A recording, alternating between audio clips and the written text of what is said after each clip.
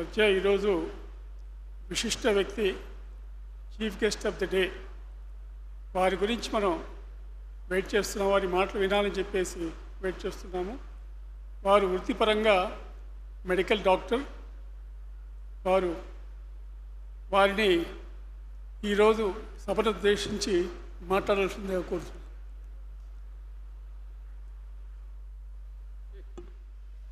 एकलव्य ग्रामीण फाउंडेशन के मुखिया, हम सबके बहुत ही इज्जत मान योग, हम सबके मार्गदर्शक, प्रेरणा स्रोत, जिनके कारण आज मैं यहाँ आपके सामने खड़ा हूँ, ऐसे ही हमारे आदरणीय भागैया जी, सबसे पहले हाथ जोड़कर उनका अभिनंदन है। ये उन्हीं के कारण है कि हम सब यहाँ एक साथ बैठे हैं और आप सब भी उनके लिए, उनके प्रति जो आपकी मन में इज्जत है वो आपको यहाँ खींच कर लाई है। మన ఏకలవ్య గ్రామీణ వికాస్ ఫౌండేషన్ పట్ల మీకుండే ప్రేమ, శ్రద్ధ, గౌరవం వల్ల మనందరం ఇక్కడ చేరాం. ఇది సంతోషకరమైన విషయం. हमारे साथी सेंटर में रहे मिनिस्टर चौधरी साहब, पार्लियामेंट में अभी हाल ही में हमारे साथी हैं जो कोंडा विश्वेश्वर रेड्डी जी, डॉक्टर शेख, सबसे पहले तो मुझे अभी बता रहे थे भागैया जी कि जितने यहाँ पर आए हैं सबके घर घर जाकर के सूचना दी गई निमंत्रण के लिए। तो मुझे लगता है कि इतनी मेहनत का काम भागैया जी ही कर सकते हैं, अगर हमें दिया होता हम नहीं कर पाते। పెద్దలారా, ఇప్పుడే తెలిసింది ఇక్కడికి వచ్చిన వాళ్ళందరూ కూడా ప్రతి ఒక్కరి ఇంటికి వెళ్ళి కార్యకర్తలు, కేవలం నా పేరు చెప్పారు వారు, కార్యకర్తలందరూ ఇంటింటికి వెళ్ళి పిలిచారు, గ్రామ గ్రామాన్ని పిలిచారు. ఈ పని మన వాళ్ళు మాత్రమే చేయగలుగుతారు. भागैया जी से मेरा काफ़ी समय से परिचय है। जब भी वो मिलते हैं मुझे यहाँ की गतिविधि का भी बताते हैं, गुरुकुल का भी बताते हैं, और मुझे लगता है कि जो काम इनके हाथों से हो रहा है वो देश में अनोखा है, जिस तरह से ये विद्यालय चला रहे हैं।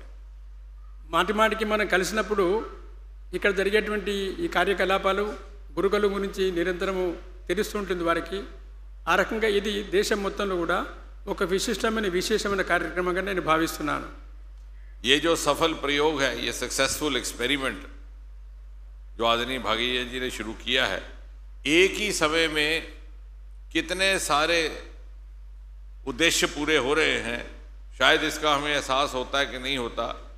इसमें कृषि की भी सेवा है, किसान की भी सेवा है, साइंस टेक्नोलॉजी इनोवेशन भी है, ऑर्गेनिक फार्मिंग को प्रोत्साहन देने का भी काम है, भारत के ग्रामीण क्षेत्र के विकास की भी बात है, और कुल मिलाकर के निस्वार्थ भाव से समाज की सेवा। ఈ ఒక్క కార్యక్రమం ద్వారా అనేక విషయాలు విజయవంతమవుతున్నాయి. దీనివల్ల వ్యవసాయానికి లాభం ఉంది, వ్యవసాయదారునికి లాభం ఉంది, గ్రామీణ క్షేత్రంలో వికాసానికి లాభం ఉంది, సైన్స్ టెక్నాలజీ ఆవిష్కరణ లాభం ఉంది. ఇలా ఒకే సమయంలో इन्हीं रकाल लाभालू ये कार्यक्रम जरूरతున్నాయి. कई बार हम ऑर्गेनिक फार्मिंग के काम से इसलिए हिचक जाते हैं कि उसमें थोड़ी सी दिक्कत होती है, कठिनाई होती है, दुश्वारी होती है, मुश्किल होता है। आदरणीय भागैया जी ने उसको आधुनिक टेक्नोलॉजी के साथ जोड़ करके सरल भी बना दिया और कॉस्ट इफेक्टिव भी बना दिया। సాధారణంగా సేంద్రియ వ్యవసాయం అనగానే మనం ఇబ్బంది పడతాం, చాలా కష్టం ఉంటుంది, ఇబ్బంది ఉంటుందని. కానీ ఏకలవ్య గ్రామీణ వికాస్ ఫౌండేషన్ ద్వారా అత్యంత సరళమైన భాషలో, సరళమైన పద్ధతిలో సాంకేతిక పరిజ్ఞానాన్ని జోడించి ఈ సేంద్రియ వ్యవసాయాన్ని, ప్రకృతి వ్యవసాయాన్ని ప్రోత్సహిస్తున్నారు. आपने देखा होगा समाज में, सोसाइटी में नए नए किस्म की बीमारियां शुरू हुई। अभी पिछले ही दिनों किसी ने बताया कि जहां हर तीसरे चौथे व्यक्ति को डायबिटीज है, हर तीसरे को फैटी लिवर है, वहीं दिन ब दिन कैंसर बढ़ता जा रहा है। और इसमें पेस्टिसाइड्स या दूसरे जो ऐसे पदार्थ हैं उनका भी रोल होना मुमकिन है और इसका समाधान भी ऑर्गेनिक फार्मिंग के माध्यम से ही बताया जाता है। రోజు రోజుకి కొత్త కొత్త రోగాలు వస్తున్నాయి. మధుమేహం వ్యాధి అయితే ఉండనే ఉంది, కాలేయం దెబ్బతింటుంది, మధుమేహము కాలేయంతో పాటుగా క్యాన్సర్ పెరుగుతుంది. ఈ రకంగా ఇవన్నీ రోగాలు పెరుగుతూనే ఉన్నాయి. వీటికి పరిష్కారం ఏమిటంటే సేంద్రియ వ్యవసాయం మాత్రమే. और वो दिन दूर नहीं जब हमारे सब के लिए मजबूरी बन जाएगा कि हम ऑर्गेनिक फूड ढूंढ ढूंढ कर खाएं। जैसे कोविड में जब मौत का खौफ सामने होता है, फिर आप ढूंढते हैं क्या चीज़ खाएं, हमारे शरीर की रेजिस्टेंस बढ़े, बूस्टर हो। उसी तरह से अब समय आने वाला है जब हमें ऑर्गेनिक फूड मजबूरी में खाना पड़ेगा अपनी स्वास्थ्य और अपने जीवन की रक्षा के लिए। కోవిడ్ సమయంలో ఏ రకంగా అయితే మనం వేరి కోరి కొన్ని విషయాలు తిన్నామో, కొన్ని విషయాలు మానేశామో, అదే రకంగా నేడు పరిస్థితిలో మనము దిక్కులేని స్థితిలో ఇక విధి లేని పక్షంలో ఆర్గానిక్ సేంద్రియ పదార్థాలే తినవలసి వచ్చిన సమయం ఆసన్నమైంది. मोदी जी के नेतृत्व में पिछले 10-11 साल से जब से मोदी जी प्रधानमंत्री हैं, टेक्नोलॉजी इनोवेशन को भी प्राथमिकता दी गई है, कृषि क्षेत्र को भी प्राथमिकता दी गई है। और अगर आप सोचें तो 2014 से लेकर के अब तक जितनी भी स्कीमें हैं वो कहीं ना कहीं या तो किसान के साथ जुड़ी है या साइंस टेक्नोलॉजी के साथ। आज का किसान पिछले ज़माने का किसान नहीं रहा, उसे आप एग्री एंटरप्रेन्योर कह सकते हैं। वो सॉइल हेल्थ कार्ड यूज़ करता है, वो ड्रोन इस्तेमाल करता है और वह बहुत सारे ऐसे यंत्र जो खुद बना करके वो इस्तेमाल कर सकता है, आज यहाँ पर प्रदर्शनी में हमें देखने को मिल रहे हैं। గడిచిన 10-15 సంవత్సరాలుగా మన ప్రధానమంత్రి గారి యొక్క నేతృత్వంలో ఒక పక్కన సాంకేతిక పరిజ్ఞానానికి ప్రాధాన్యత ఇస్తూనే వ్యవసాయ రంగంలో కూడా మార్పులు తేవడం కోసం ప్రయత్నం చేశారు. అందుకని ఈ రోజునటువంటి రైతు ఈ రోజున భూసార పరీక్ష కోసమని కార్డు ఉపయోగిస్తున్నారు, డ్రోన్లు ఉపయోగిస్తున్నారు. ఆ రకంగా శాస్త్రము సాంకేతిక పరిజ్ఞానాన్ని వ్యవసాయానికి జోడిస్తూ వ్యవసాయ అభివృద్ధి కోసం కూడా నిరంతరం ప్రయత్నం జరుగుతోంది. भागैया जी द्वारा शुरू किए गए इस प्रयोग में हमारे विभाग की ओर से पूरा सहयोग पहले भी रहा है और आज प्रदर्शनी देखने के बाद मुझे ध्यान में आया कि हम कुछ और इसमें सहयोग भी दे सकते हैं, कोई टेक्नोलॉजी सपोर्ट भी दे सकते हैं। ఇక్కడ జరుగుతున్న ఈ ప్రయత్నంలో ఇంతకుముందు కూడా మా సైన్స్ అండ్ టెక్నాలజీ విభాగం ద్వారా సహకారం జరుగుతూనే ఉంది. ఇక ముందు కూడా ఇంకా జరుగుతుంది. ఇవాళ చూసిన తర్వాత ఇవన్నీ ప్రదర్శన ఆవిష్కరణ చూసిన తర్వాత ఫుడ్ టెక్నాలజీలో ఇంకా చాలా విషయాలు చేయొచ్చు అని అనిపిస్తుంది. ఆ రకంగా చేస్తాము కూడా. हमारे सामने IICT के डायरेक्टर बैठे हैं डॉक्टर श्रीनिवास रेड्डी। इन्होंने एक बड़ा सफल प्रयोग सक्सेसफुल एक्सपेरिमेंट किया है जिसे देश भर में पर्पल रेवोल्यूशन लेवेंडर कल्टीवेशन का नाम दिया गया है। इसका जिक्र प्रधानमंत्री जी ने अपनी मन की बात में किया और 26 जनवरी को दिल्ली में इसकी झांकी निकाली गई। లెవెండర్ తెలుగులో ఏం చెప్పాలి రావుగారు? లెవెండర్ తెలుగులో ఏమంటారు? IICT డైరెక్టర్ శ్రీనివాసరెడ్డి గారి యొక్క నేతృత్వంలో వారు జమ్మూలో పనిచేస్తున్నప్పుడు ఒక ప్రశాంత విప్లవం అక్కడికి తీసుకొచ్చారు. లెవెండర్ రెడ్డి గారు తెలుగులో ఏమంటారు? आप मुड़कर शक्ल दिखाए सबको तो आप इनको पकड़ सकते हैं ऑर्गेनिक फार्मिंग की। దాని ద్వారా అక్కడ ఒక ప్రశాంతమైన మార్పు దేశం మొత్తాన్ని కూడా జరిగింది శ్రీనివాసరెడ్డి గారి నేతృత్వంలో. तो जितने भी हमारे पहाड़ी राज्य हैं, जम्मू कश्मीर, उत्तराखंड, हिमाचल, अरुणाचल, वहाँ पर लेवेंडर का काम शुरू हुआ है। 3000 स्टार्टअप लेवेंडर स्टार्टअप एक नया वर्ग उभर करके सामने आया है पिछले 3-4 साल में। కొండ ప్రాంతాలలో ఆ లెవెండర్ ఏదైతే ఆ పదార్థం ఉందో ఆ వ్యవసాయంలో ఉత్పత్తి అవుతుంది. దాని ద్వారా 3000 స్టార్టప్లు ప్రారంభమై అనేక వేలాది మందికి ఉపాధి కల్పిస్తుంది. इनको आप एग्री स्टार्टअप भी कह सकते हैं। దీన్ని వ్యవసాయం యొక్క స్టార్టప్ అని మనం చెప్పొచ్చు. इससे 2-3 और चीज़ें सिद्ध हुई हैं। पहला कि स्टार्टअप बनने के लिए ज़रूरी नहीं है कि PhD होना या बहुत बड़ा साइंटिस्ट होना। वो क्योंकि बाहर से आया स्टार्टअप कॉन्सेप्ट बेंगलोर में लैंड हुआ तो आईटी सिटी सबने सोचा आईटी एक्सपर्ट होना। हमारे ये जो 3000 स्टार्टअप्स हैं, इनमें से बहुत से ऐसे हैं जो ग्रेजुएट भी नहीं हैं। ఈ రకమైనటువంటి ఉద్యమాలు ప్రారంభం చేయడానికి పిహెచ్డి కానీ పెద్ద శాస్త్రవేత్త కావాల్సిన అవసరం లేదు. ఈ 3000 మంది ఎవరైతే ప్రారంభం చేశారో కొత్త పరిశ్రమలు, చిన్న చిన్న పరిశ్రమలు, యువకులు, వాటిలో కొంతమంది గ్రాడ్యుయేషన్ కూడా చదవలేదు, అంటే బిఏ లాంటిది కూడా పాస్ కాలేదు వాళ్ళు, కానీ వాళ్ళు చేయగలుగుతారు వాళ్ళు. दूसरा उससे ये भी साबित हो गया कि स्टार्टअप का मतलब सिर्फ आईटी नहीं है, कंप्यूटर नहीं है। हिंदुस्तान के लिए हमारा जो एक्सक्लूसिव डोमेन है वो है एग्रीकल्चर, लेकिन अभी तक हमने एग्रीकल्चर को उतना तवज्जो नहीं दी थी। लेकिन जब जैसे प्रधानमंत्री कहते हैं 2047 तक हम अव्वल नंबर पर पहुंचेंगे, तो इन्हीं क्षेत्रों से पहुंचेंगे जिनको अभी तक एक्सप्लोर नहीं किया गया, जिनको नहीं खोजा गया।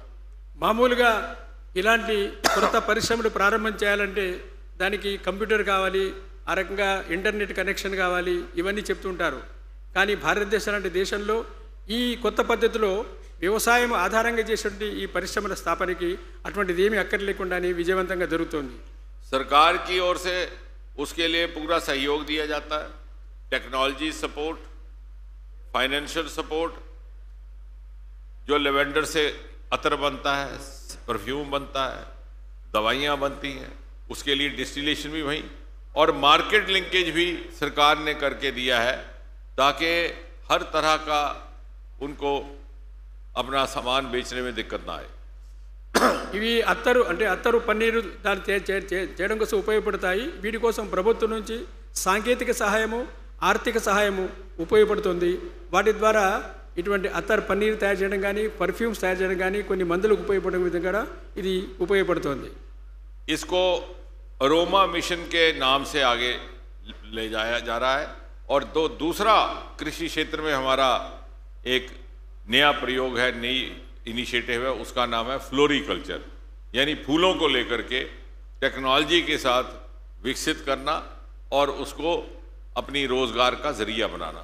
ఇది ఇది దీంతో పాటుగా రెండో ప్రయోగం చేస్తున్నారు. ఫ్లోరికల్చర్ అంటే పూల ద్వారా, పూలకు కూడా సాంకేతిక పరిజ్ఞానం చెప్పి వాటి యొక్క వికాసంలో వాటి ద్వారా ఉత్పత్తి పెరగడము, వాటి ద్వారా ఆదాయం పెరగడం కోసం ప్రయత్నం జరుగుతుంది.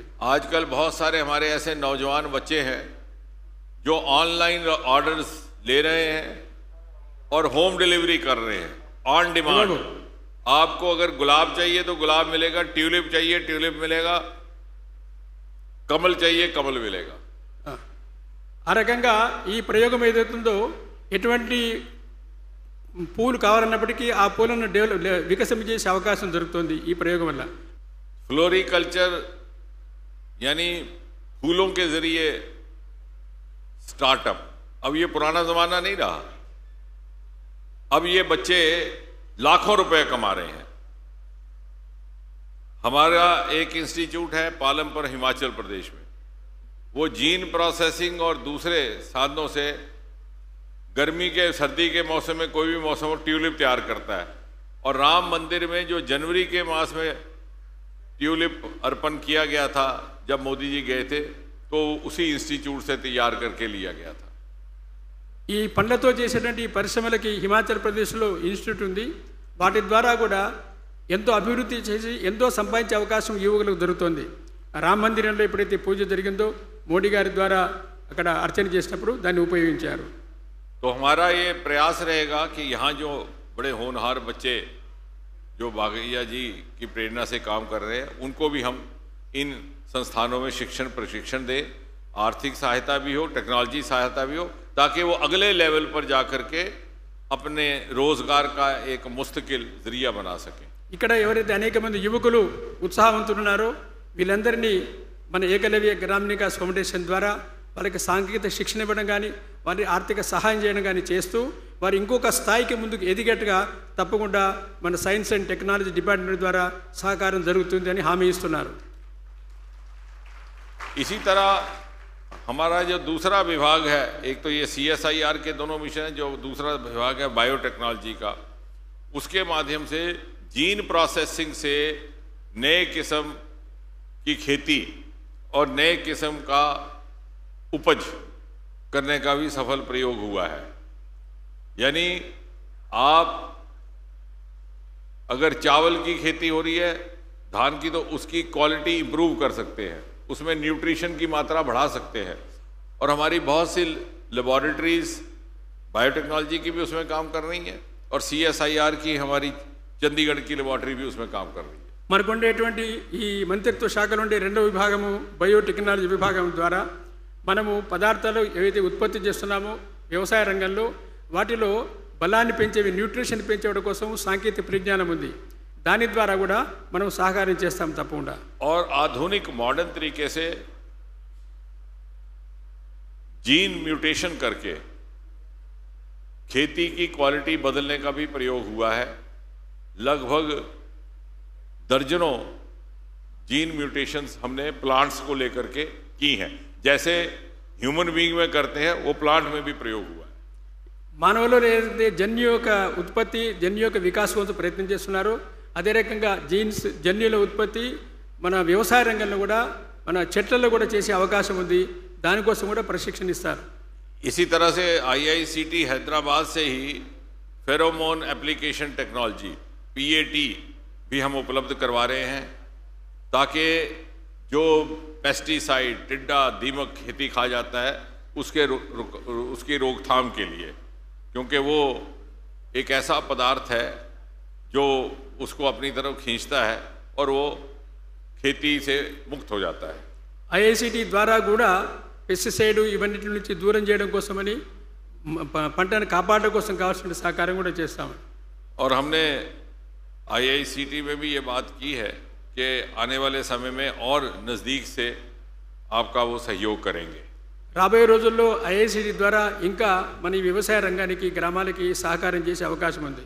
और आने वाले समय में हमारे बहुत से स्टार्टअप्स के एक्सपो रहते हैं। हमारा हैदराबाद में भी 2 दिन का स्टार्टअप एक्सपो है 22 और 23 तारीख को।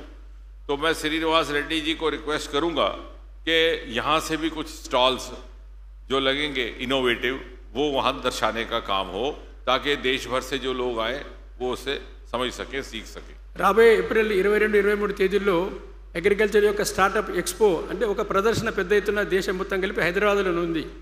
దాంట్లో కూడా శ్రీనివాసరెడ్డి గారికి చెప్పి వారి ద్వారా ఇక్కడ నుంచి కొన్ని స్టార్టప్లని వ్యవసాయానికి ఉపయోగపడేవి పెట్టే విధంగా ప్రయత్నం చేస్తాం. और नौजवानों के लिए एक हमने बड़ी जगह जाकर के अवेयरनेस कैंप लगाए हैं, एक इकोसिस्टम बन जाए। जैसे मान लीजिए मुद्रा लोन है, सरकार देती 20 लाख रुपए तक, कोई ग्रेच्युटी नहीं, कोई गिरवी नहीं रखना, कोई मॉर्टगेज नहीं। उधर से विश्वकर्मा योजना है, जो पुराना आपका काम का है उसके लिए अलग लोन मिलता है, टूल्स के लिए जो औजार है उसके लिए मिलता है। इसी तरह से किसानों के लिए PM किसान निधि। तो ये सारी योजनाओं को जोड़ दिया जाए, उसके लिए भी एक हम प्रशिक्षण वर्ग लगाएंगे। कई सारे नौजवानों को इसकी जानकारी नहीं। इन 3-4 योजनाओं को जोड़ करके इकोसिस्टम बने और साथ में उसके साथ टेक्नोलॉजी जोड़ दी जाए, तो ये आपके लिए बहुत सारे हमारे ऐसे बच्चे हैं, आपको खुशी होगी, जिन्होंने कंपनी की कॉर्पोरेट नौकरियां छोड़ दी और ये लेवेंडर और इसके फ्लोरिकल्चर के काम में आ गए। ఇక్కడ రాబోయే రోజుల్లో అన్ని రకాల ఏవైతే ప్రణాళికలు ఉన్నాయో, యోజనలు ఉన్నాయో ఆ యోజనలను కూడా సమీకృతంగా, సమైక్యంగా ఉపయోగపడే విధంగా ఒక శిక్షణ ఏర్పాటు చేస్తాం. మొదటిది ఇప్పుడు ముద్రా లోన్ తీసుకోవాలి. దానిలో గిరివి కుదవబెట్టక్కర్లేదు, విశ్వాసం తీసుకోవాలి. దానికి కావాల్సిన పనిముట్లు కావాలి, దానికి కావాల్సిన సాంకేతిక పరిజ్ఞానం కావాలి. ఇలా వీటన్నిటినీ కలిపి ఎలా చేయాలో నవ యువకులకి, ఉత్సాహం ఉండే యువకులందరూ కూడా ప్రశిక్షణ విధంగా చేసే విధంగా, తెలిపే విధంగా, ఒకే చోట ఇన్ని రకాల సమాచారం తెచ్చే విధంగా ప్రయత్నం చేస్తాము. बंगलुरु में 2 बच्चे अभी हाल ही में, एक BTech एक MBA, उन्होंने मल्टीनेशनल की नौकरी छोड़ दी। हमने उनको पूछा क्यों छोड़ा, बोला साहब कंपनी 14-14 घंटे काम करवाती है, यहाँ अपने मज़े से काम करना और पैसे ज़्यादा मिलते हैं। कहने का मतलब ये कि नौजवानों को अभी वो नौकरी का समझ है, इस बात की समझ नहीं है। अगर उनको बताया जाएगा तो उनको समझ आएगा कि इसमें कितना आमदनी हो सकती है। ఒక ఇద్దరు యువకులు MTech BTech చదివిన వాళ్ళు బహుళజాతి కంపెనీ ఉద్యోగానికి రాజీనామా చేసి ఇలాంటి పనులు నిమగ్నమయ్యారు. ఎందుకు వదిలేశారు అని చెప్తే, మంచి ఉద్యోగం కదా అంటే, కాదు అక్కడ 24 గంటలు పనిచేసి రక్తాన్ని పీల్చేస్తారు, ఇక్కడ మేము అత్యంత ఆనందంగా, ఉత్సాహంగా పనిచేసుకోగలుగుతున్నాము, ఆ రకంగా ఇలా పనిచేయడం వల్ల కూడా డబ్బు సంపాదించుకోగలము అనేది ఇప్పటిదాకా తెలియదు యువకులకి. అలాంటి సమాచారాన్ని శిక్షణని ఇచ్చేటువంటి ప్రయత్నం చేస్తాం. आने वाले समय में भी हमारी तरफ से जितना सहयोग होगा हम सब भागैया जी के साथ उनकी पूरी मदद भी करेंगे. जो हमसे अपेक्षित होगा वो भी हमारी सेवाएं उनके लिए उपलब्ध हैं. आप बहुत देर से बैठे हुए हैं, आपको इंतज़ार किया, बहुत ज़्यादा समय नहीं लेना, लेकिन आपसे यही प्रार्थना है कि जिस निस्वार्थ और सेवा भाव से भागैया जी काम कर रहे हैं, हमें कुछ नहीं करना, हमें उनका सहयोग करना है. मेहनत वो कर रहे हैं, पुण्य की प्राप्ति हमको हो जाएगी. మీరు చాలాసేపు నుంచి శ్రద్ధతో ప్రేమతో కూర్చున్నారు ఇక్కడ. మీ అందరికీ ధన్యవాదాలు. ఎక్కువ సమయం చేయకూడదు. మన అందరం కూడా ఏ రకంగా అయితే ఏకలవ్య గ్రామీణ వికాస్ ఫౌండేషన్ వారు కష్టపడి ప్రయత్నం చేస్తున్నారో ఆ వాటన్నిటిని మనం పూర్తిగా సహకారం చేసినట్టయితే మనము నిస్వార్థంగా మనకు లాభం ఉంటుంది, ప్రగతి ఉంటుంది. ఆ రకంగా ధన్యవాదాలు.